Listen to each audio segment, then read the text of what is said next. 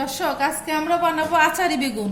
আচারি বেগুন বানাতে যা যা লাগবে: পাঁচফোড়ন, টমেটো, আদা রসুন পেস্ট, লবণ, বেগুন, হলুদ, গুঁড়ো মরিচ, চিনি, জিরা, তেঁতুলের জুইস, কাঁচামরিচ, শুকনো মরিচ, সরিষার তেল, পেঁয়াজ পেস্ট। সরিষার তেলটা হলো মেন, এটা আচারি ফ্লেভারটা নিয়ে আসবে। আপনারা ইচ্ছে করলে অন্য তেল দিয়েও বানাতে পারেন, কিংবা সরিষার তেল সয়াবিন তেল মিক্স করেও বানাতে পারেন, তবে 100% আচারি যে ফ্লেভারটা আছে সেটা হয়তো পাবেন না।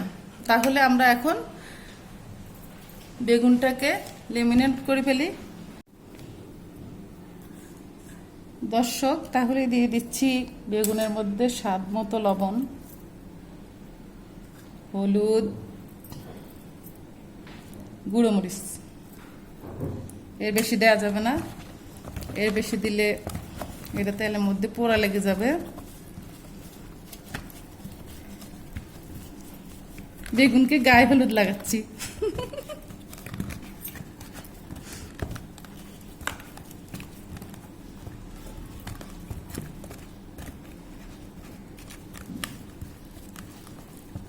সবুজ কালারটা একটু পরে হলুদ হয়ে যাবে, যেমন গায়ে হলুদে মেয়েরা হলুদ শাড়ির সবুজ পাড় পরে বসে থাকে, অনেকটা সেই রকম। আপনারা নিশ্চয় আমাকে পাগল বলেন, তাই না? জাস্ট ফান করি। অ্যাকচুয়ালি আমি মানুষটাই এমন। আপনারা আমাকে যাই বলেন না কেন, সেটা আমি মন থেকে রিসিভ করব। কমেন্টস করে জানাতে পারেন, আমি আপনাদের সবার কমেন্টস চেক করব, দেন করি। আমার নেগেটিভ পজিটিভ উভয় তুলে ধরতে পারেন, কারণ আপনারা যদি আজকে আমাকে খারাপ হয়েছে বলেন, আমি কিচ্ছু মনে করব না, বরং আমার ফিউচারের জন্য এটা ভালো হবে, আমি আরও ভালো কিছু করতে পারবো। আর সব কিছুরই নেগেটিভ পজিটিভ দুইটা দিক থাকে। কেউ 100% পারফেক্ট নয়, আমরা মানুষ, আমরা নিখুঁত নই, তাই অনেক ভুল ত্রুটি আমারও হয়। আপনারা ভালোবেসে রিসিভ করবেন আর কি। তাহলে চলেন আমরা কিচেনে চলে যাই। আমি সরিষার তেল দিয়ে দিচ্ছি, কারণ পুরো রান্নাটা আমি সরিষার তেলের উপরে করব। সরিষার তেলের ফ্লেভার আমার যা ভাল লাগে কি বলবো।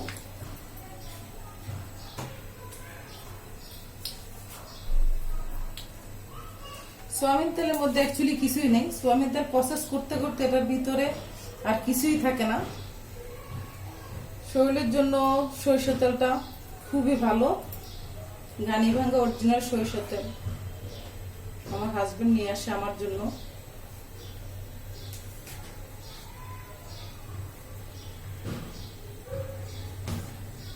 তাহলে ধীরে ধীরে বেগুনটা দিয়ে দিচ্ছি।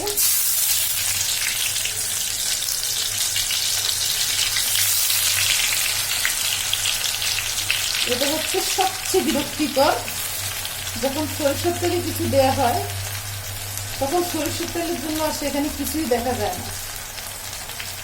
আমার বেগুন ডুবে গিয়েছে, সুইমিং করতেছে সরিষার তেলের মধ্যে। রিসেন্ট আমরা জাল মেরে বেগুনকে উঠিয়ে ফেললাম।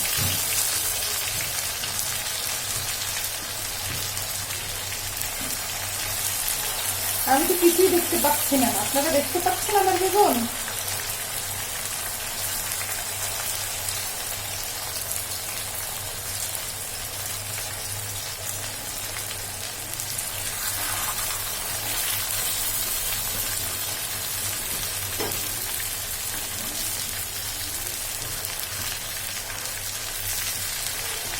কেউ কাউকে জায়গা দিতে চায় না, বুঝছেন? এই বেগুনটা বলে কিনা এখানে আমি থাকবো, এটা বলে কি না আমি থাকবো। আরেকটা আছে, সেটা বলতেছি কি, তোরা তোমাকে জায়গা দিবি না। কেউ অ্যাকচুয়ালি কাউকে জায়গা দেয় না। অধিকারের জায়গায় সবাই থাকতে চায়, সেটা জোর করে অধিকার আদায় করার প্রচেষ্টা।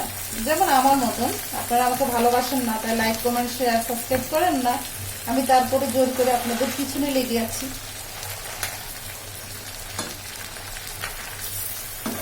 কারণ আমি আপনাদেরকে অনেক ভালোবাসি। ধীরে ধীরে আপনারা আমাকে অনেক ভালোবাসবেন, এটা আমি প্রুফ করে দিব।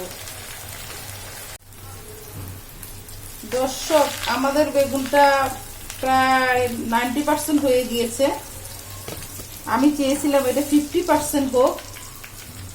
আমার মেয়ে তার রুমে গিয়েছিল, ওই ফাঁকে হয়ে গিয়েছে। এখন উঠিয়ে ফেলতেছি। যেহেতু বেগুনটা একটু বেশি হয়ে গিয়েছে, সেহেতু মশলাটা ভালোভাবে কষানোর পরে বেগুনটা দিতে হবে। কারণ বেগুন তো সুইমিং করতেছিল, তো আমি দেখতে পাইনি। সুইমিং করতে করতে তার এই হালত অবস্থা। তবে সবজির মধ্যে বেগুন আমার অনেক ফেভারিট, সব রকম ভাবে মজা লাগে, প্রায় আমার সবচেয়ে ফেভারিট। তারপর আমার আম্মু রান্না করতো বড় রুই মাছ, কাতল মাছ দিয়ে, মানে পুকুরের বেগুন দিয়ে। গ্রামের একটা শুটকি আছে, নাম হচ্ছে চটকা শুটকি, ওইটা দিয়ে রান্না করতো, এত মজা হইতো বলে বুঝাতে পারবো না। এখন দিয়ে দিচ্ছি পাঁচফোড়ন। পাঁচফোড়ন একদম আচারি ভাব নিয়ে আসবে।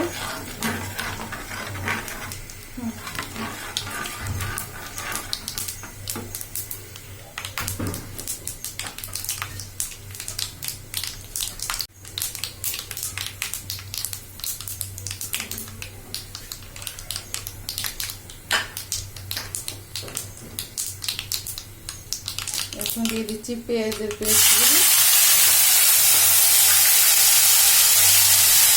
পেস্টটা আমি কুচানো দিতে চেয়েছিলাম, পরে ভাবলাম এটা পেস্ট করে দিলে সবচেয়ে বেশি ভালো হবে, একদম বেগুনের সাথে মিক্স হয়ে যাবে। এখন দিয়ে দেবো হলুদ। আজকে রান্নাটা খুবই আমেজিং হবে, এত মজা হবে। কারণ আমার ছোট মা নাড়াচ্ছে তো, ও রান্না বান্না আবার খুবই মজা। ও একটু নেড়ে চেড়ে দিলে কি যে মজা হয়।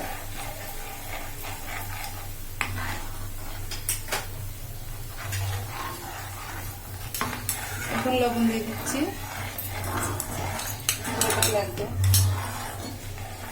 আমার আবার লবণ দেখার একেবারেই অভ্যেস নেই, আন্দাজের উপরে দিয়ে দিয়ে হয়ে যায়। এখন দিয়ে দিব আমরা রসুন পেস্ট, আদা পেস্ট। রসুনটা কুচা করে দিলে আরো বেশি পেস্ট হয়, কিন্তু আমি আজকে গোটা রসুন বাসায় নেই, তাই আমি পেস্টটাই দিলাম। টমেটো দিয়ে দিচ্ছি।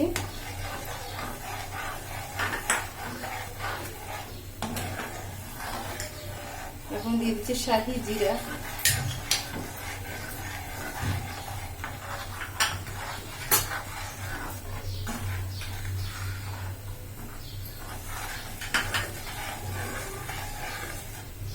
এখন দেবো খুবই মজার একটা জিনিস, সেটা হচ্ছে তেঁতুলের জুস।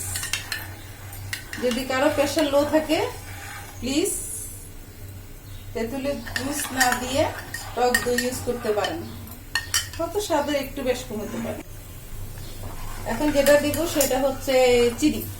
হয়তো ভাবতেছেন বেগুনের মধ্যে চিনি, এটা আবার কেমন কথা।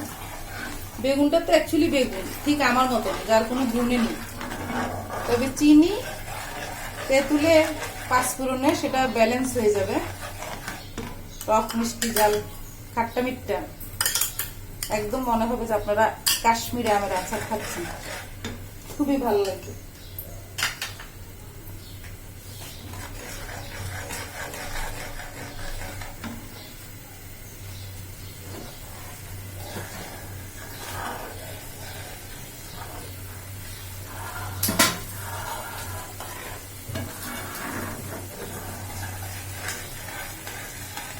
এখন দিব বিচি ছাড়ানো শুকনা মরিচের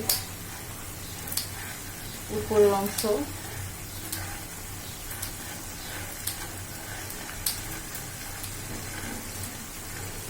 এটা আমি ইচ্ছে করলে তেলের সাথে দিতে পারতাম, কারণ মরিচটা যখন একটা ফ্লেভার বের হতো তেলের মধ্যে দেওয়ার পরে, তাহলে আমার মেয়ে ক্যামেরা সব ননস্টিক পাইপের উপরে ফেলে এখান থেকে চলে যেত। মরিচের সেই ঝাঁচালো আমের স্কুপু আমার মেয়ে নিতে পারতো না, তাই আমার মেয়ের চাইতে রান্নার স্বাদ কখনো আমার লাইফ ইম্পর্টেন্ট হতে পারে না।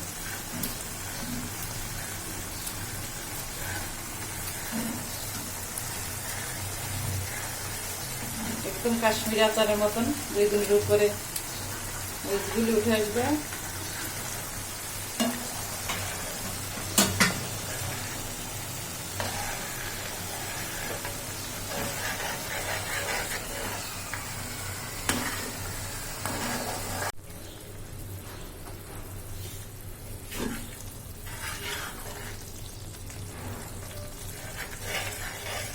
দর্শক, এখন বেগুনগুলি দিয়ে দিচ্ছি। কালারটা দেখছেন কি সুন্দর হয়েছে কালারটা। নিজের প্রশংসা নিজে করতেছি। অ্যাকচুয়ালি আমার প্রশংসা তো আপনারা করেন না, এখন পর্যন্ত আপনারা আমাকে একটু কমেন্টসও করেন নাই। আমি যে বানাচ্ছি এগুলি কি বানাচ্ছি, আমি হইতেছে কি না আপনারা না বললে আমি কি করে বুঝবো বলেন তো? আমি কি অন্তর্যামী মনোবিজ্ঞানী যে আপনাদের মনের কথা বুঝতে পারবো?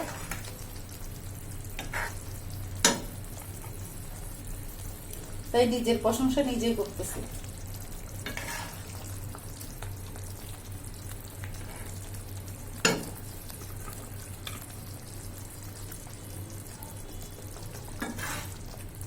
বেগুনগুলি যদি 50% থাকা অবস্থায় হওয়া অবস্থায় আমি দিতাম তাহলে বেশি ভালো হইতো।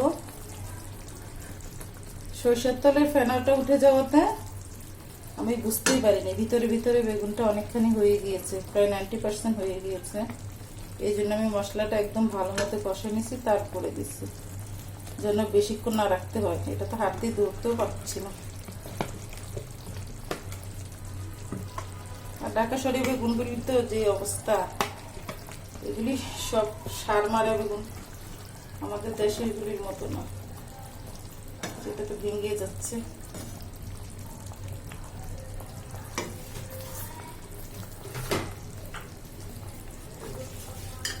এখন আমরা কয়েকটা কাঁচামরিচ দিয়ে দেব।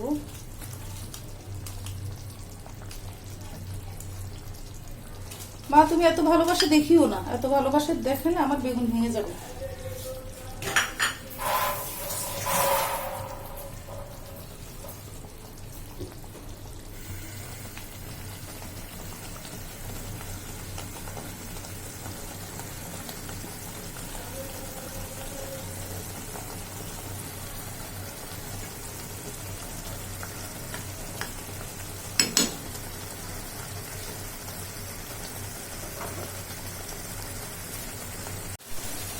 তো দর্শক, বেগুন প্রায় হয়ে এসেছে।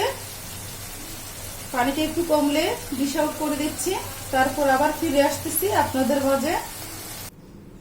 बस मन में किसी ने बोला तू बेगुन है, तेरे अंदर कोई गुण नहीं है। मैंने बहुत रोया। मम्मी ने बोला बेटी तुम क्यों रो रही हो? मैंने बोला उसने मुझे बेगुन कहा है। मम्मी ने बोला तो तू इंसान से बेगुन बन गया। मैंने और जोर से रोया। फिर मम्मी ने कहा रो मत बेटा, मेरे पास आ जा। मैंने बोला मैंने भी उसको बेगुन कहना है। मम्मी ने बोला तू नहीं कह सकती। मैंने बोला क्यों? मम्मी ने बोला तू मेरी बेटी है ना, तू नहीं कह सकती। फिर मैंने और जोर से रोया। मम्मी ने बोला मेरे पास आ जा। मैंने देखा मम्मी ने कुकुर से रात की बचा हुआ खाना खिलाता है। फिर मम्मी ने बोला बेटा तू भी खा ले। मैंने बोला मुझे नहीं खाना, कुकुर की खाना मुझे नहीं खाना। मम्मी बोला मेरा काम हो गया। मैंने बोला क्यों? मम्मी ने बोला तुझे इंसान और कुकुर की समझ आ गया। তো দর্শক, এই জন্য আমরা মানুষকে হুটহাট করে কথা বলে ফেলি, এটা কিন্তু বলা উচিত না। কারণ মানুষের কিছু কিছু জিনিস, অনেক ছোটখাটো জিনিসগুলি মানুষের হার্টে লেগে যায়, আর সেগুলি মানুষ কখনোই ভুলতে পারে না। আমি ইচ্ছে করলেও যে আমার ভিতর কোনো কোয়ালিটি নেই, আমার ভিতর কোনো গুণ নেই, সেই কথাটা আমি আজও ভুলতে পারি না। অথচ সেটা ছোটবেলার কথা, নাথিং একটা বিষয়, কিন্তু সেটা আমার হৃদয়ে এত প্রভাব ফেলেছিল, সেই এখনো দাগ কেটে আছে হৃদয়ে। আর আমার আম্মু এখন আর পৃথিবীতে নেই, না ফেরার দেশে চলে গিয়েছে। কিন্তু কত ইজিলি, কত সুন্দরভাবে আমার আম্মু আমাকে সামলাই ফেলতো। মা চলে যাওয়ার পরে আমার নিজেকে তো মানুষই মনে হয় না। বেঁচে তো আছি, বেঁচে থাকার জন্য উপর থেকে সোয়াব বেঁচে আছে, ভিতর থেকে আমি একেবারে নিঃস্ব হয়ে গেছি। বলতে পারেন আমার পুরো পৃথিবীটা হেলে গিয়েছে। মাকে আমি অনেক মিস করি। আজ মা যেখানেই থাকুক দোয়া করি মা ভালো থাকুক, সুস্থ থাকুক। আপনারা সবাই আমার আম্মুর জন্য দোয়া করবেন। আর আপনাদের জন্য বানিয়েছি আচারি বেগুন। কতটা পারফেক্ট হয়েছে আমি জানি না। বেগুনটা যদি 50% ফ্রাই করার পর আমি রান্না করতাম তাহলে এটা 100% পারফেক্ট হতো। যেহেতু 90% পরে করেছি, বেগুনটা একটু নরম হয়ে গিয়েছে। তবে আমি একটু টেস্ট করে দিয়ে দেখেছি, আমার কাছে তো খুবই মজা লেগেছে। আপনারা বানিয়ে খেয়ে আমাকে জানাবেন। ভালো লাগলে লাইক, কমেন্টস, শেয়ার করবেন, সাবস্ক্রাইব করে পাশে থাকবেন। তো ভালো থাকবেন। আল্লাহ হাফেজ।